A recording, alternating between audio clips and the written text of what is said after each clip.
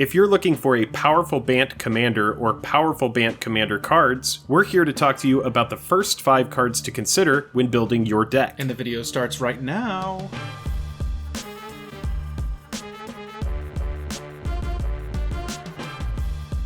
Hello and welcome to the day. Thank you for spending your time with us. I'm Jake. I'm Joel. Welcome back to another episode of Jake and Joel Are Magic. If this is your first video watching, we appreciate you. Welcome. If you want to stay up to the minute with the latest decks and strategy for Commander, Pioneer, Historic, Standard, Brawl, you want to talk about MTG Finance news and specs, or you just want to see us open some boosters, make sure you hit that subscribe button before you go. Today, however, we are talking about the first 5 cards to consider when building your Bant colored deck. Now, the way we pick these cards is we try to do a wide swath of what we think represents the group of colors that we are discussing.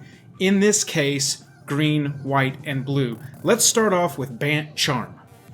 Yeah, great card, versatile card. Whenever you're sitting down to play EDH with people, it really comes down to, I need cards that are versatile. I don't know exactly what people are going to be playing, and this card offers a wide range of options. Yep, absolutely. We like to include the charms for the shards while we're doing the shard videos, if you've seen any of the others. We like to include the charms because we think that they represent the shard pretty well. However, we do like to stay fairly competitive, and we like for at least 2 modes to be playable in most situations. In my opinion, all 3 modes of this charm are going to be a playable option in almost any game of Commander that you play. Yeah, I think that that's a good assessment. Just the ability to, again, versatility. That's the name of the game. Right. Destroy a pesky artifact, counter an instant spell that's coming your way or that you don't want to resolve, or just stuff a creature that you don't want to deal with, or temporarily stuff a commander. The rule has changed since Jake and I started playing way back in the day when Zur was probably the most powerful commander that could be built. But, that's true. And things have changed. I mean, there used to be a counter spell that was printed specifically for commander in the first set, Spell Crumple. Spell Crumple. Yep, that would just stuff the stuff to the bottom. However, with a non-commander creature or just a removal spell for 3 in Bant colors, it's not bad. Now, next up, we've got Rafiq of the Mini. This card is near and dear to Jake's heart. Yeah, and this kind of represents Bant as far as the nobility aspect. Rafiq has this very really cool human knight. He's got this giant bear, or is it a tiger that he's riding on? Looks like a lion. Looks like a lion. But so yeah, it would this be was the third of the lions, the tigers, and the bears that you named. Oh my. Oh, right. Okay. All right. Fair. But yeah, anyway, this was a card that was in the very first deck that I ever built, which was a Bant deck during Shards of Alara Block right before Zendikar came out. And I had Rafiq of the Many in it and Noble Hierarch. And it was a super fun deck. And it's weird to think, to start out with a 3-color deck because it was very frustrating. I was playing Joel a lot, who was playing Burn, and I would lose all the time unless I would resolve Iraq's War Monk. And now, looking back on it, it's I was just playing a really bad matchup versus Burn. So, right. Anyway.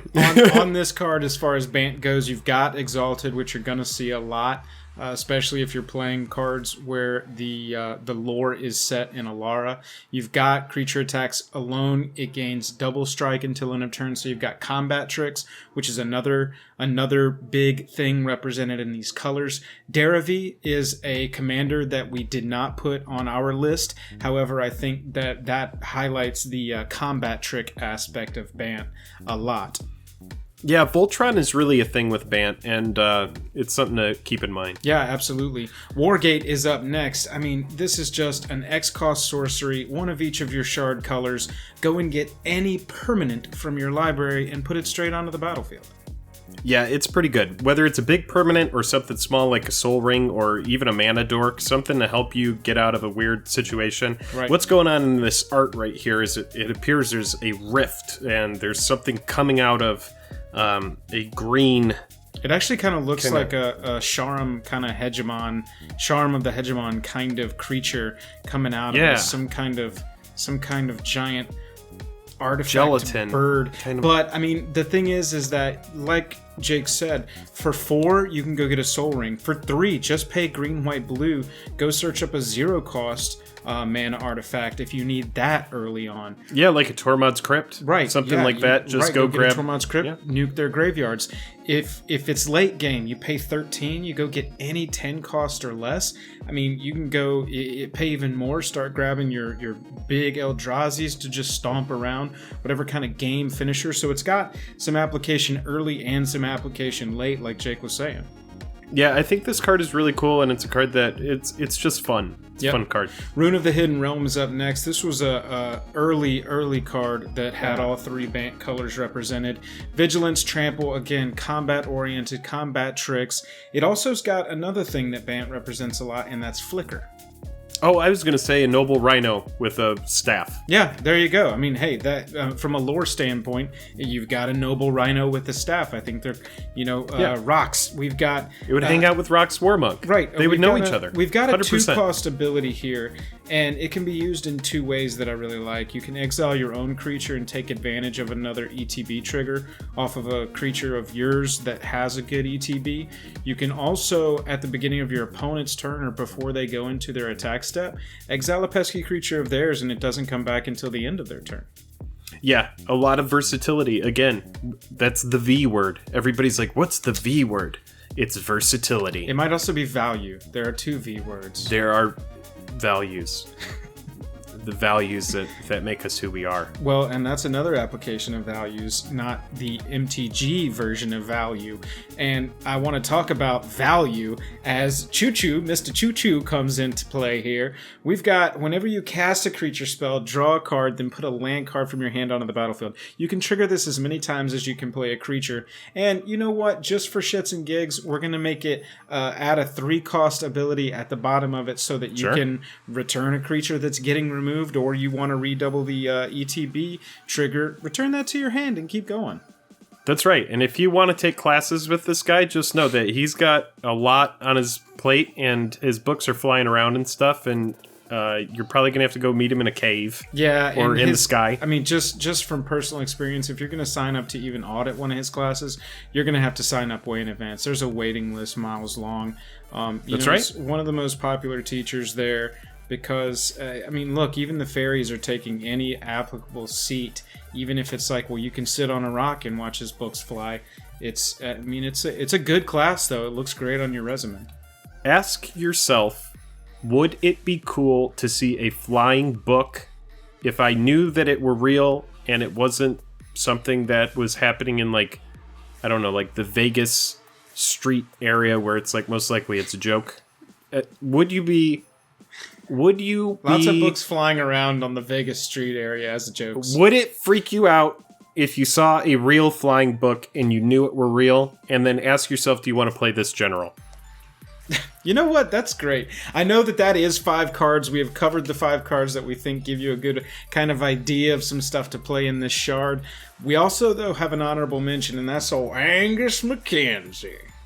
Angus Mackenzie is a crazy farmer who is mad that you are on his land.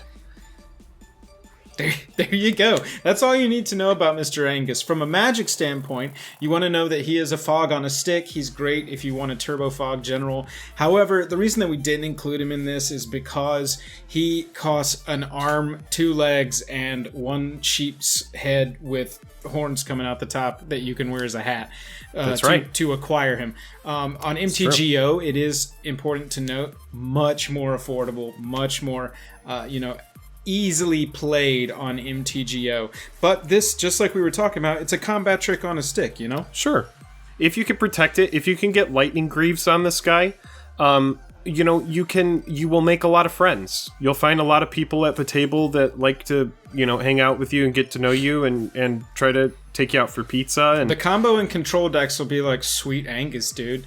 And the Voltron and attacking army decks will be like, I need to do something about that. Yeah, they're going to try to take you out to go get pizza. Yeah, probably not. That brings us back around to Bant Charm and to the end of our Bant first 5 Commander. We really appreciate everybody watching. Like we said, if you wouldn't mind hitting like, hitting subscribe, it really helps us out. If you do want to support us further, we have a Patreon. The link is down in the description below.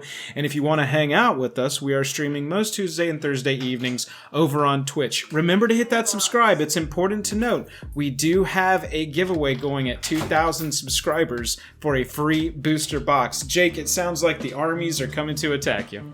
The armies are coming to attack me, and we're going to kick down the door, so let's get it going. We appreciate you watching. Later!